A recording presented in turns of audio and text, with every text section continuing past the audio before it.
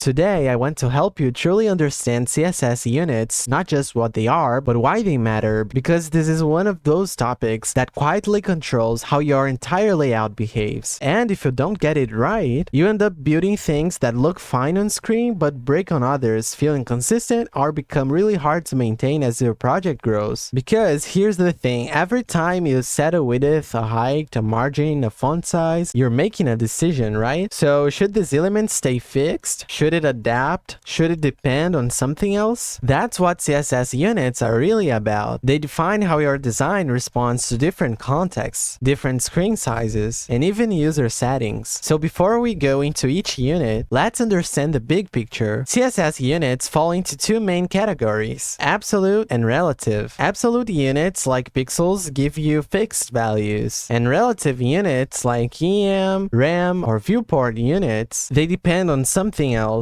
a parent element, the root, or the screen itself. And that difference is what makes layouts either rigid or flexible. Alright, let's get into it. So I'm gonna open my pixels HTML and let's start with the most common one. So we are going to talk about pixels. It is really straightforward. So when you say something is 200 pixels wide, it's going to be 200 pixels wide. There are no surprises. That's why they're so popular, especially for beginners. They're easy to reason about and they give you precise control. And you can see that right here because this box is 200 pixels wide and 80 pixels tall. I can resize the browser all I want and it doesn't move. It stays exactly where it is. And that's the trade-off because pixels don't adapt. So if a user has a smaller screen or if they bump up their browser's font size for accessibility, pixel-based layouts don't respond well. So while pixels are great for things like borders, small UI details, or very specific adjustments, relying on them for everything can make your design feel stiff. And now let's move into relative units, starting with percentages. And percentages are all about relationships. When you set something to 50%, you're not saying what it is, you're saying how it relates to its parent. So if the parent grows, the child grows. And if the parent shrinks, the child shrinks as well. So look at this, the blue box is set to 50% width, and watch what happens when I resize the window. It adapts, so it always takes up exactly half of its container, no matter how wide or narrow that container gets. That makes percentages incredibly useful for layouts, especially when you want things to flow naturally. But there's a catch here, you always need to know what the parent is doing. If the parent doesn't have a defined size, percentages can behave in ways that feel confusing at first. So they're powerful, but they require awareness of your layout structure. And now going into our EM and rem examples, because this is where a lot of people get confused. Both units are based on font size, but they behave very differently. So let's start with EM unit. EM is relative to the font size of the parent element. So here the parent has a font size of 20 pixels, which means 1 EM inside it equals 20 pixels. The padding is set to 1 EM, so that's 20 pixels of padding. And the inner box has a padding of 0.5 EM, which is 10 pixels. It's simple enough, right? But here's the tricky part. EM compounds. So look at this nested element. It also uses 1 EM for its font size. But if you're nesting elements that each scale with EM, the values can stack up and grow in ways that aren't always obvious. The deeper you go, the harder it gets to predict what things will look like. So that's the surprising feature with EM. It's not broken, it's just context dependent in a way that sneaks up on you. And that's exactly why rem exists. So going to our rem file, rem stands for root EM, and instead of being relative to the parent, it's always relative to the root element, which is the HTML tag. So if your root font size is 16 pixels, then 1 rem is always 16 pixels. Doesn't matter how deep you are in the DOM, doesn't matter what the parent is doing. So if you see this here, the parent box has a font size of 20 pixels, but the inner element uses 1.5 rem for its font size, which means 24 pixels based on the root, not the parent. And the padding on the outer box is 2 rem, as you can see here, which is 32 pixels. That's why I like rem, because it's consistent and predictable every time. And if you want to know how my VS Code calculated the rem and converted it into pixels, I have a specific extension installed on my VS Code that does this automatically. So if you want to know what extension is this, let me know in the comments. And that's why a lot of developers prefer rem for font sizes, spacing, and layout scaling in larger projects. You get the flexibility of a relative unit without the unpredictability of nested EM values. And alright, let's go to the last one, which is viewport. And talking about viewport units, the main ones that we are gonna cover here are VW and VH. So these are based on the size of the screen itself. One VW is 1% of the viewport width, and one VH is 1% of the viewport height. So 100 VH means the full height of the screen. 100 VW means the full width. So if you look at this hero section, it's set to 100 VW wide and 40 VH tall, and the font size is 2 VW. So even the text scales with the screen, and below it, that bar is 10 VH tall, always 10% of the screen height. So if we resize the window, by the way, I'm gonna use the inspect feature here, and inside the DevTools, I'm gonna click on toggle device toolbar, or you can press Ctrl-Shift-M. So again, if we resize the window, everything moves together. That's what makes viewport units so great for hero sections, full screen layouts, or anything that needs to feel truly fluid across different devices. The one thing to watch out for, especially on mobile, is that the viewport can change when the browser's address bar appears or disappears. That can cause small layout shifts if you're not accounting for it, so use them with intention. And now that you've seen all 5, let's talk about how to actually choose between them. And instead of trying to memorize rules, think in terms of intent. If you need something precise and fixed, you can use pixels. If you want something to adapt to its container, use percentages. If you want consistent and predictable scaling across your whole project, you can use RAM. And if you want the elements to respond directly to the screen, you can go with viewport units. And in real projects, you're not going to pick just one. You will actually combine them. You can use RAM for spacing and typography, percentages for layout structure, and maybe some VW or VH for specific sections. And this is really important because when you understand how CSS units work, not only alone, but also together, you become more independent in your coding skills, and you're able to develop way more engaging and responsive interfaces. And that's the mindset shift I want you to take from this video. You don't need to master every edge case. You just need a solid understanding of how sizing works in CSS. So once you have that, everything else becomes much easier. You will make decisions with intention instead of guessing, and your layouts will feel more consistent and more professional. So next time you're styling something, don't just think what value should I use, but instead think how should this behave? Or should it say fixed? Should it depend on something else? So that's the real question CSS units are helping you answer. If you want more content like this, hit that subscribe button and leave a like because it really helps me and it tells me you want to see more of this. Thanks for watching, and I'll see you in the next video.